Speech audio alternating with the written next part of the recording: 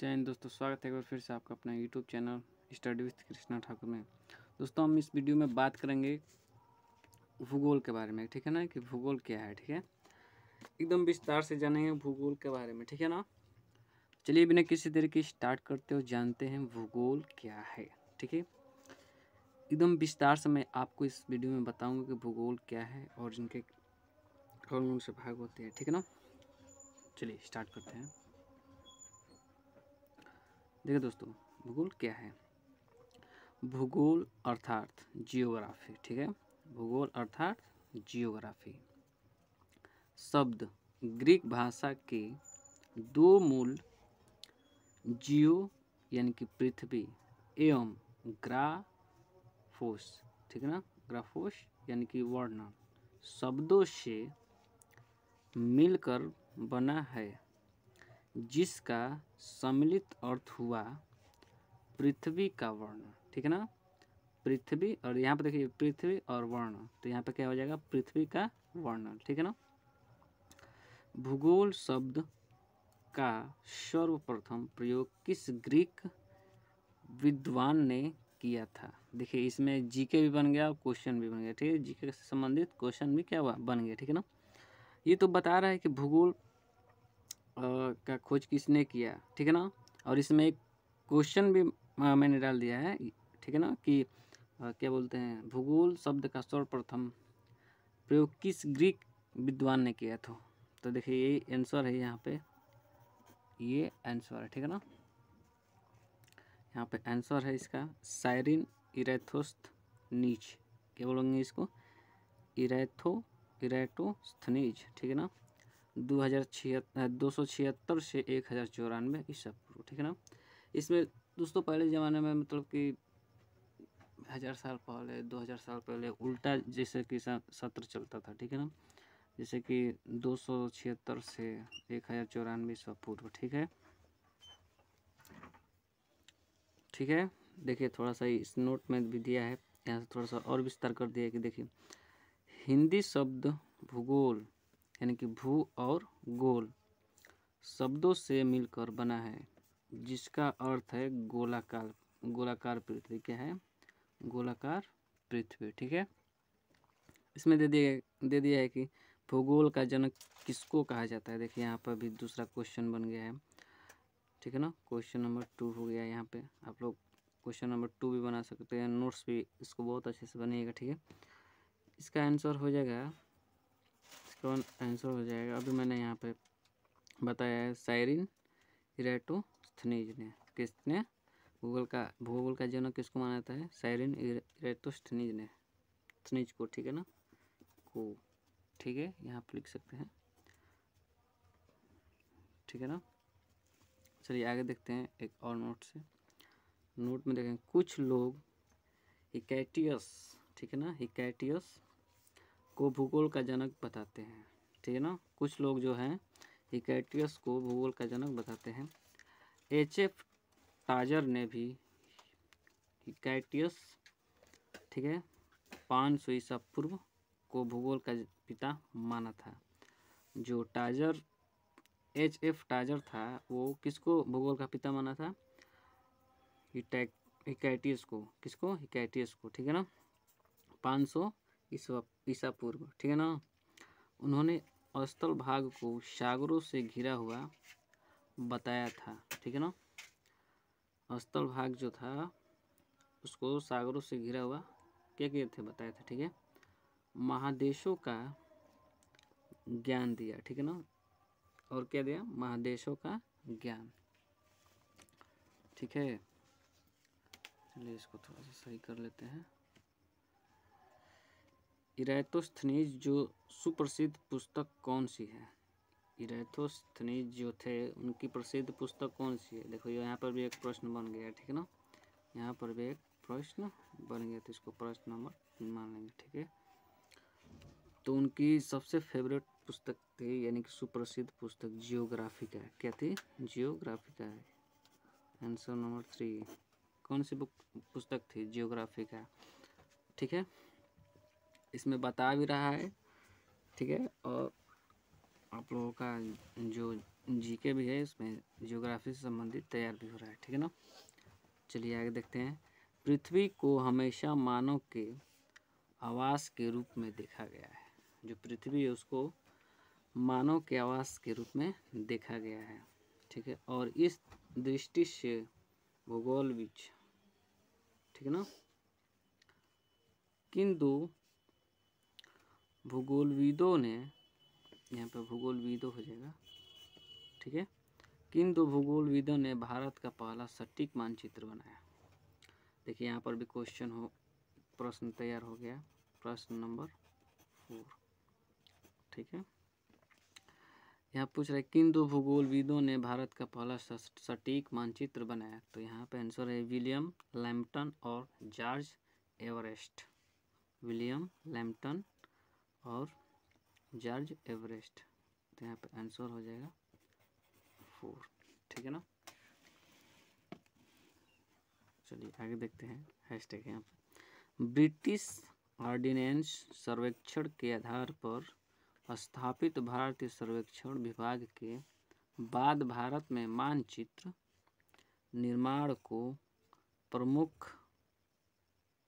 प्रमुखमा कौन सी है। यहाँ पर भी एक क्वेश्चन बन रहा है।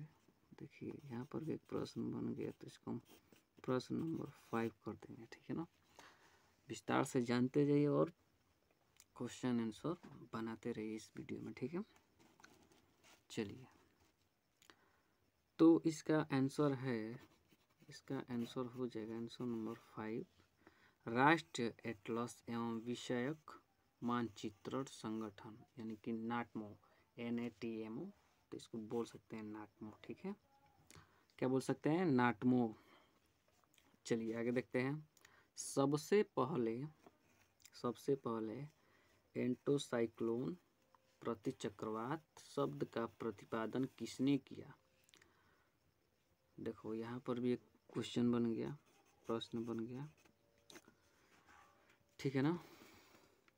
ये PCS लेवल का जो बुक आता है, मैंने उसमें से खोज कर इस पे टाइप करके मैं आप लोगों को बता रहा हूँ, ठीक है ना। PCS लेवल का क्वेश्चन है ये सब। तो यहाँ पे प्रश्न नंबर 6 हो जाएगा। BA में भी काम आएगा और PCS पढ़ लेंगे तो BA तो आसान से मतलब भी हो सकता है। जैसे कि UPSC का बुक पढ़ेंगे तो जो UPSC में पूछा जाता है वही BA में भी पूछा जाता है, ठीक है ना। तो यहाँ पे प्रश्न बन रहा है, सबसे पहले एंटोसाइक्लोन प्रतिचक्रवात शब्द का प्रतिपादन किसने किया। तो यहाँ पे आंसर हो जाएगा हमारा आंसर नंबर 6, फ्रांसिस गैल्टन। किसने किया था? फ्रांसिस गैल्टन ने, ठीक है ना। किसने किया था? फ्रांसिस गैल्टन ने। चलिए आगे देखते हैं। वीडियो थोड़ी सी लंबी हो सकती है, ठीक है। ठीक है दोस्तों, अगर आप लोग हमारे चैनल पर नए हो तो चैनल को सब्सक्राइब कीजिएगा। अगर वीडियो अच्छी लग रही है तो वीडियो को लाइक कीजिएगा और अपने दोस्तों को भी शेयर करिएगा, ताकि वे सभी इस प्रकार की वीडियो आसानी से देख सके, ठीक है। चलिए आगे बढ़ते हैं। भूगोल को अध्ययन विधि परिवर्तित होती रही है। प्रारंभिक विद्वान वर्णनात्मक भूगोलवेता थे, बाद में यह विश्लेषणात्मक भूगोल के रूप में विकसित हुआ। आज यह विषय वर्णन और विश्लेषण के साथ साथ और क्या करता है, ठीक है ना। तो यहाँ पर भी एक प्रश्न, ये मान लीजिए एक प्रकार का आज यह विषय, यहाँ से बन जाएगा आपका एक प्रश्न। आज यह विषय जो भूगोल है वर्णन और विश्लेषण के साथ साथ क्या करता है, ठीक है ना। यहाँ से लेकर के यहाँ तक आपका एक प्रश्न बन गया। तो प्रश्न नंबर हो जाएगा आपका 7, क्या हो जाएगा 7, ठीक है। और इसका आंसर है भविष्यवाणी करता है। क्या करता है?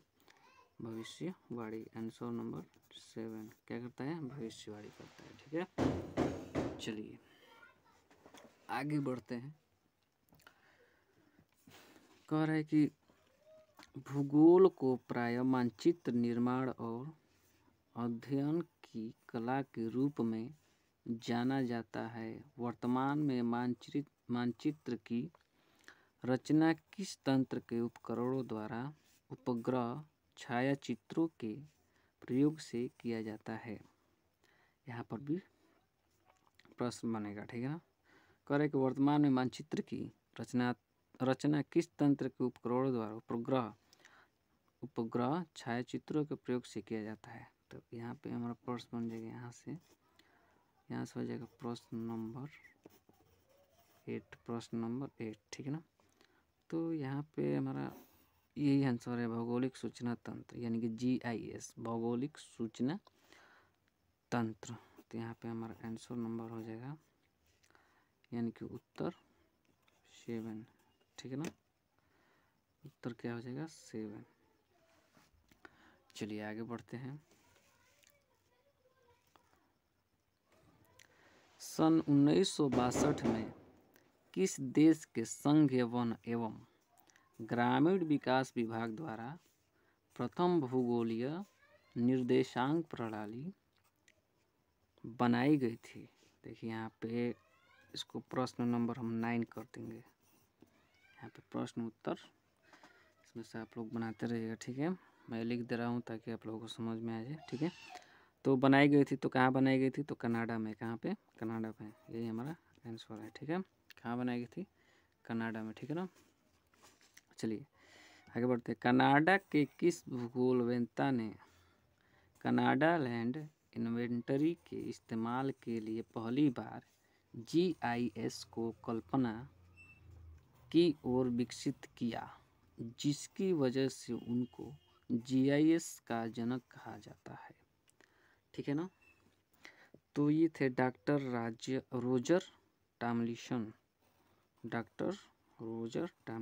ठीक है ना। तो यहाँ पे प्रश्न नंबर 10 बन जाएगा, ठीक है ना। यहाँ पे आंसर हो जाएगा आपका 10, ठीक है ना। ये आंसर, ठीक है ना। चलिए आगे बढ़ते हैं। देखिए यहाँ पर दिया है, सन 1950 में किसके नेतृत्व में प्रादेशिक विज्ञान आंदोलन का प्रारंभ हुआ, जिन्होंने पारंपरिक भूगोल की गुणात्मक प्रवृत्तियों के विपरीत भौगोलिक प्रश्नों को और अधिक मात्रात्मक और विश्लेषणात्मक आधार प्रदान किया, ठीक है ना। मैं धीरे धीरे इसलिए बोल रहा हूँ ताकि आप लोगों को स्पष्ट सुनाई दे, ठीक है। तो वे थे वाल्टर ईसाई। यहाँ पे प्रश्न नंबर 10 हो गया, सॉरी 11 हो जाएगा, ठीक है। यहाँ पे आंसर नंबर 11। देखिए इसमें जो ये थ्योरी भी आप बना सकते हैं, इसमें से क्वेश्चन और आंसर बना सकते हैं, ठीक है ना। क्वेश्चन का इस यहाँ पे आंसर दे दिएगा, ठीक है। देखिए यहाँ पे दिया है, आगे चलते हैं, कि भूगोल की 3 प्रमुख शाखाएं होती हैं, ठीक है। तो यहाँ पे सिर्फ लिख दिए हैं भूगोल की 3 प्रमुख शाखाएं, ठीक है। धरातल को विभिन्न परिघटनाओं को अलग अलग या सामूहिक रूप में लिया जा सकता है, ठीक है ना। लिया जा सकता है, यही वाला यहाँ पे आ गया, लिया जा सकता है। इन्हें भौतिक तथा मानविक परिघटनाओं के रूप में वर्गीकृत किया जाता है। जैसे कि भूगोल की 3 प्रमुख शाखाएं हैं। पहला है भौतिक भूगोल, ठीक है ना। उसके बाद है मानव भूगोल, ठीक है ना। उसके बाद है प्रादेशिक भूगोल, ठीक है। पहला भौतिक भूगोल, ठीक है ना, भौतिक भूगोल, ठीक है। भौतिक परिघटनाओं को व्याख्या व अध्ययन करता है, साथ ही यह भूगर्भशास्त्र, मौसम विज्ञान, जंतु विज्ञान और रसायन शास्त्र से भी जुड़ा हुआ है। 19वीं शताब्दी के उत्तरार्ध में यह विषय बहुत लोकप्रिय हुआ। विविध भौतिक परिघटनाओं को विवेचना करने के लिए इसको कई उप शाखाएं हैं। इसके यहाँ पे इसको ना इसके हो जाएगा, यहाँ पे इसके कई उप शाखाएं हैं। इसकी चलिए आगे देखते हैं, ठीक ठीक है, जैसे कि हो गया खगोलीय भूगोल, ठीक है, खगोलीय भूगोल। उसके बाद आता है जलवायु विज्ञान, मृदा भूगोल, भू आकृति विज्ञान, समुद्र विज्ञान, ठीक है ना, समुद्र विज्ञान, ठीक है ना, जैव भूगोल, ठीक है ना। चलिए आगे देखते हैं। दूसरा है मानव भूगोल। मानव भूगोल पृथ्वी को सतहों और, ये हो जाएगा हेडिंग यहाँ पे, इसको हम लिख सकते हैं यहाँ पे मानव भूगोल। मानव भूगोल ये हेडिंग हो जाएगा यहाँ से यहाँ तक, यहाँ से पढ़ेंगे। मानव भूगोल पृथ्वी को सतहों और मानव समुदायों के बीच संबंधों का संश्लेषित अध्ययन है। यह 3 संकटों से निकटतम रूप में जुड़ा हुआ है। मानवीय जनसंख्या का स्थानीय विश्लेषण, मानवीय जनसंख्या और पर्यावरण के बीच के संबंधों, यहाँ पे बीच हो जाएगा, ठीक है ना, बीच के संबंधों का पारिस्थितिक विश्लेषण और प्रादेशिक संश्लेषण, जो कि धरातल के क्षेत्रीय विविधीकरण में पहली दोनों विषय वस्तुओं को जोड़ना। मानव भूगोल को मानव भूगोल की, यहाँ पे की हो जाएगा, प्रमुख उपशाखाएं निम्नलिखित हैं, ठीक है। आइए जानते हैं कौन कौन से होते हैं।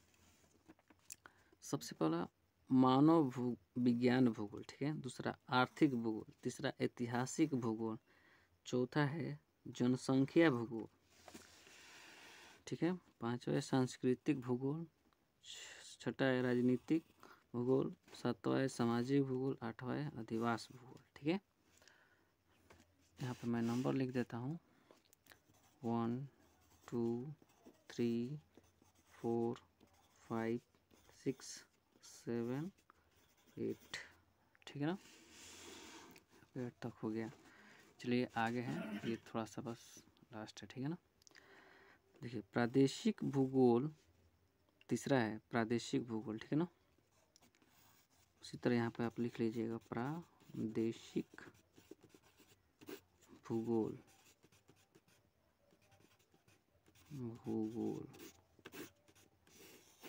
प्रादेशिक भूगोल, ठीक है ना। प्रादेशिक भूगोल के तहत प्रदेशों का सीमांकन और उसको भौगोलिक विश्लेषणात्मकों का अध्ययन किया जाता है। प्रादेशिक भूगोल भी अन्य शाखाओं में विभाजित है, जैसे बृहत, माध्यम और सूक्ष्म, ठीक है ना। ये सभी विषय एक दूसरे से अंतर संबंधित है, ठीक है ना। यहाँ पे आपका हो जाएगा द एंड, ठीक है ना। तो ये था कि भूगोल क्या है, ठीक है ना। ठीक है दोस्तों, तो दोस्तों मैं आशा करता हूँ कि आपको ये वीडियो बहुत अच्छी लगी होगी। अगर वीडियो अच्छी लगी हो तो वीडियो को लाइक कीजिएगा और शेयर करना बिल्कुल ही मत भूलिएगा, ठीक है ना। अगर आप हमारे चैनल पर नए हो तो चैनल को सब्सक्राइब कीजिएगा, ठीक है, और अपने दोस्तों को शेयर करिए ताकि वैसे भी इस प्रकार के वीडियो आसानी से देख सके, ठीक है ना। दोस्तों मैं ये जो वीडियो मैं बनाया हूँ, जो टाइप किया हूँ मैं, ये PCS की बुक में से था, ठीक है ना, PCS बुक। तो ये बहुत सारा इम्पोर्टेंट है, ठीक है ना। इसमें से आप देखें आपने कितना मैंने यहाँ से प्रश्न और उत्तर बनाए इसमें से, ठीक है ना, ठीक है। तो दोस्तों आज के लिए बस इस वीडियो में इतना ही, फिर मिलेंगे एक नई टॉपिक पे अगली वीडियो में, फिर मिलते हैं, तब तक के लिए जय हिंद, जय भारत।